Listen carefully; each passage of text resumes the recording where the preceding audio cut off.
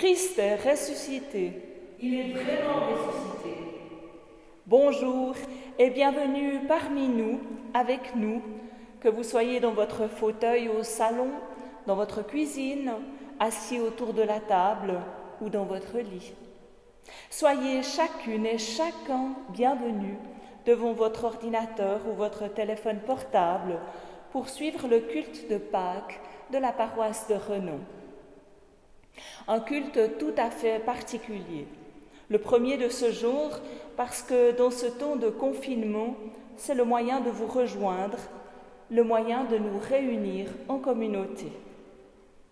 Nous, ce sont Yves Morvan, Nicolas Zanin, Dermotte Morvan pour le chant, Prosper pour enregistrer les images et créer la vidéo que vous suivez, moi-même, Christine Girard, et encore Claire-Lise Semoreau, qui a préparé et déposé la décoration de fleurs plus tôt et s'est retirée pour que nous respections les recommandations du Conseil fédéral, et bien sûr Richard Neal, qui a sonné les cloches pour annoncer la bonne nouvelle de Pâques, Christ est ressuscité. Il est vraiment ressuscité. Oui, dans ce temps particulier, nous vous invitons, comme nous le faisons, à suivre les recommandations du Conseil fédéral et nous nous recommandons tous à notre Dieu, celui qui est lumière et présence dans chacune de nos histoires de vie. Nous prions. Ô Dieu notre Père, dans ce temps très particulier qui fait émerger de nouvelles facettes de nous-mêmes et de nos proches, nous te remercions d'être avec chacune et chacun d'entre nous, là où nous sommes, et de nous unir dans un même esprit, le tien. Ô Jésus, notre frère, nous te remercions d'avoir été chemin, vérité et vie sur cette terre pour nous encourager à tenir jusqu'au bout dans la communion avec toi. Ce bout qui, pour toi, a été de traverser la mort infâme et de ressusciter au matin de Pâques. Ô Saint-Esprit, notre consolateur, nous te remercions de nous indiquer jour après jour la bonne direction, celle qui nous fait lever les yeux vers le Roi de gloire, afin de fortifier notre foi quand l'angoisse et la mort rôdent autour de nous. Amen. Alléluia.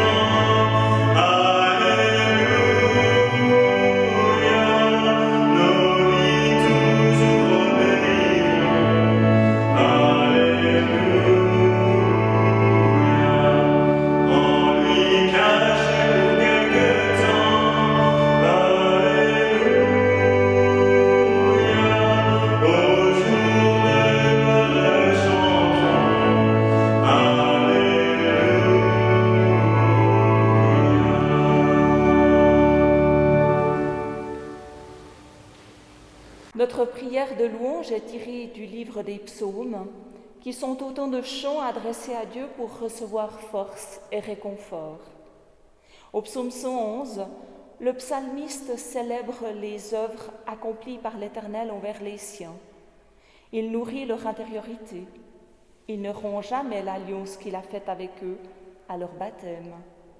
Il agit pour eux, il leur montre sa justice, sa vérité, sa droiture, qui ne change pas au gré des circonstances, et il les délivre. Le Dieu du psalmiste est saint, il est son Seigneur, et son remettre à lui, c'est le début de la sagesse. Ce Dieu-là est aussi notre Dieu. Je lis le psaume 111. Alléluia! Je veux louer le Seigneur de tout mon cœur parmi les fidèles assemblés. Les œuvres du Seigneur sont grandioses. Tous ceux qui trouvent leur plaisir en elles les recherchent. Splendeur et majesté distinguent ses actes. Sa justice demeure à jamais.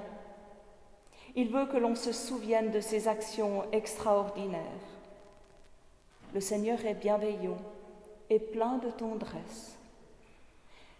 Il donne de la nourriture à celui qui reconnaît qu'il est Dieu. Il se souvient toujours de son alliance. À son peuple, il a montré sa force en action quand il lui donna le pays d'autres peuples. Vérité et justice marquent tout ce qu'il fait. Toutes ses décisions sont dignes de confiance, établies pour toujours. Vérité et droiture sont les marques. Il a envoyé la délivrance à son peuple, qu'il a lié à lui par une alliance éternelle. Il est le Dieu saint et redoutable. Reconnaître l'autorité du Seigneur, c'est le commencement de la sagesse. Tous ceux qui s'en inspirent montrent leur bon sens. Louange au Seigneur qui subsiste pour toujours. Alléluia. La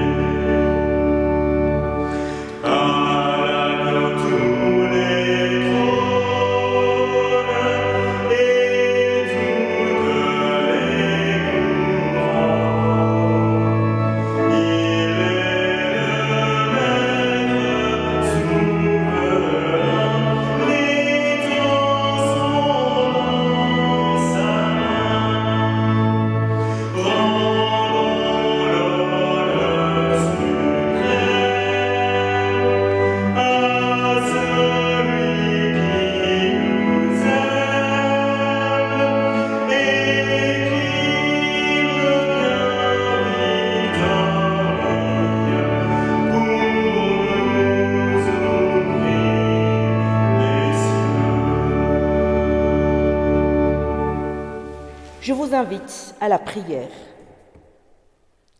Seigneur, tu nous donnes rendez-vous dans ta parole, que par ton Saint-Esprit, nous ne rations pas ce rendez-vous. Tu viens nous rencontrer, que nous ne passions pas à côté de toi, que ta parole nous déplace et nous transforme en témoins joyeux de la vie du ressuscité. Amen. Après le sabbat, le dimanche au lever du jour, Marie de Magdala et l'autre Marie vont voir la tombe. Tout à coup, il y a un grand tremblement de terre. Un ange du Seigneur descend du ciel, il vient rouler la pierre de la tombe et il s'assoit dessus.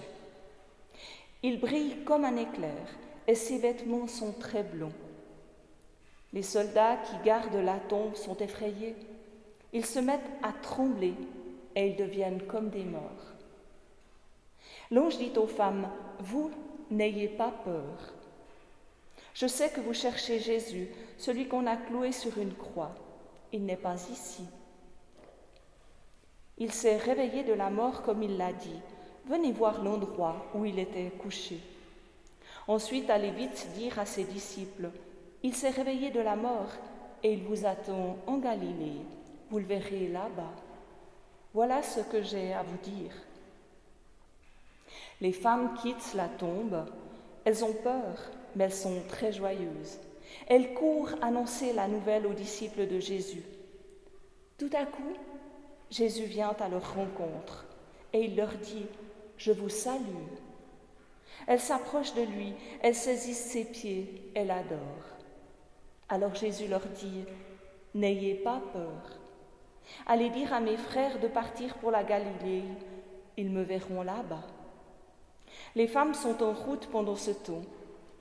Pendant ce temps, quelques soldats qui gardaient la tombe vont à la ville. Ils vont annoncer aux chefs des prêtres tout ce qui est arrivé. Les chefs des prêtres se réunissent avec les anciens. Ils décident ensemble de donner une grosse somme d'argent aux soldats. Et ils leur disent « Voilà ce que vous raconterez. Les disciples de Jésus sont venus pendant la nuit et ils ont volé son corps pendant que nous dormions. Le gouverneur apprendra cela, nous lui expliquerons l'affaire et vous n'aurez pas d'ennui. » Les soldats prennent l'argent et ils font ce qu'on leur a dit. À cause de cela, on raconte cette histoire encore aujourd'hui parmi les habitants de la Judée. Louange à toi, Seigneur Jésus. En cette période de confinement, je me pose la question, mais que vient faire ici la fête de la résurrection? Parce que non, nous n'avons pas le cœur à fêter. Les fêtes, c'est pour plus tard. Et vous l'avez remarqué peut-être, ou vous-même, vous l'avez agendé ainsi, on va fêter les anniversaires plus tard. Toutes les fêtes sont reportées à demain. Alors pourquoi, en ce temps de pandémie, en ce temps de confinement, pourquoi Pâques? Quelqu'un avait fait remarquer que Corona, c'est un mot espagnol qui signifie couronne. Donc, coronavirus signifie virus couronné. Et ce virus a l'air d'avoir pris le règne sur le monde. C'est un constat. Il conditionne nos actions, il conditionne nos décisions, il conditionne notre agenda. Nous avons été pris par surprise à tous les niveaux et dans le monde entier. Déstabilisés, déboussolés, désorganisés nous sommes. Comme pour un tremblement de terre qui a secoué le monde. Alors il a fallu se réorganiser, faire autrement, parce que dans pratiquement tous les domaines, nous n'y étions pas préparés. On avance pas à pas, une décision après l'autre, un choix après l'autre, que ce soit au niveau individuel, au niveau de la famille, au niveau de la société. Et dans le calendrier, voici que la fête de Pâques s'inscrit au milieu de cette réorganisation qui se fait tant bien que mal, parce que nous manquons de certitude pour demain. Et demain, c'est demain. C'est pas dans une semaine, c'est pas dans 15 jours, c'est demain. Et voici le récit de l'évangile de Matthieu que nous venons d'entendre. Alors bien sûr, c'est le récit de la résurrection de Jésus. Il y est dit, Jésus s'est réveillé de la mort. Et j'ai envie de dire que la résurrection prend les femmes par surprise. Et peut-être nous aussi, 2020 ans après. Cela commence par un tremblement de terre qui précède la venue de l'ange, qui lui roule la pierre et il s'assoit dessus. En lisant ce texte, cette scène, je me suis dit, mais c'est quand même une scène bien cocasse. Surprenante, mais cocasse. Oui, en ce temps de Pâques, nous sommes à la recherche d'un après. On entend à loisir, il y aura un avant et il y aura un après Covid. Alors comment faire? Comment se réorganiser dans la durée? Et ce tremblement de terre nous rappelle la fragilité, la vulnérabilité, la vanité de ce que nous avons pris comme certitude lorsque nous avons mené notre vie à notre manière, avec Dieu plus ou moins à l'écart. Des certitudes qui vacillent, qui obligent à penser, qui obligent à vivre, à être en lien autrement. Et puis, il y a cet ange qui roule la pierre, et je me suis dit, mais pourquoi est-ce qu'il s'assoit dessus? L'ange dans la Bible, bien sûr, c'est un messager, et en s'asseyant dessus, il semble annoncer qu'aucune pierre, si lourde soit-elle, ne peut barrer le chemin de Jésus-Christ vivant. Et voici une première partie qui se termine par « N'ayez pas peur ». Parole que nous retrouvons dans la Bible chaque fois que Dieu vient et qu'il prévient qu'il va prendre le contrôle. L'ange continue. « Venez voir vous-même, il n'est plus ici, il s'est réveillé de la mort. » Et les femmes s'exécutent. Elles ne se sont pas contentées de l'annonce, elles sont allées plus loin, plus profond. Elles ont été curieuses, et je dirais curieuses de ce qui se passe vraiment en ce jour de la résurrection. Non, elles ne se sont pas contentées de l'annonce de l'ange. Comme nous, aujourd'hui, nous pouvons ne pas nous contenter de « oui, Pâques, je sais, c'est la fête de la résurrection de Jésus ». Mais avec les femmes, est-ce que nous pouvons aller plus loin? Est-ce que nous pouvons aller plus profond? Est-ce que nous serions plus curieuses? Elles ont fait le pas, elles ont obéi, elles sont entrées dans la tombe et elles en ressortent. Et là, elles sont saluées. « Je vous salue », dit le ressuscité, dit celui qu'elles ont pleuré et qui maintenant est vivant devant elles. Et j'aimerais souligner que le verbe qui dit « je vous salue », c'est un verbe qui dit une joie, une grande joie. Alors j'ai envie de nous dire, est-ce que nous pouvons accepter d'être salués par celui qui est vivant en ce jour de Pâques? Est-ce que, comme ces femmes, nous pouvons entrer dans une très grande joie parce que la rencontre avec le ressuscité s'est faite avec des retrouvailles, avec une salutation. Et une salutation qui exprime la joie, la très grande joie. Et Pâques, du coup, au milieu de cette pandémie, nous dit « mais réjouissez-vous, soyez dans la joie ». Cette joie qui va vous dynamiser, Cette joie qui va faire en sorte que vous ne soyez pas juste recroquevillés sur votre douleur, sur vos frustrations, sur ces contraintes, mais une joie qui vient par la rencontre avec le ressuscité. Et vous savez ce qu'ont fait les femmes? Elles ont couru. Elles ont couru pour être témoins de cette joie de Pâques. Coronavirus, virus couronné.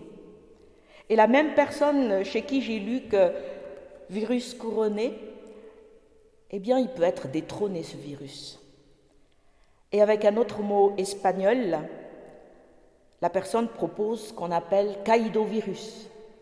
Caïdo veut dire déchu. Alors, à partir de Pâques, c'est vrai que nous pouvons faire du coronavirus un caïdovirus, un virus déchu. Bien sûr, à force de recherche, à force d'efforts, à force d'une réorganisation bien pensée, mais aussi parce que Pâques nous dit que Jésus n'est pas mort, qu'il est vivant, qu'il est à nos côtés et qu'il a envie de nous donner la joie, sa joie. Alors oui, caïdo-virus, parce que Christ est ressuscité et il est vraiment ressuscité. Amen.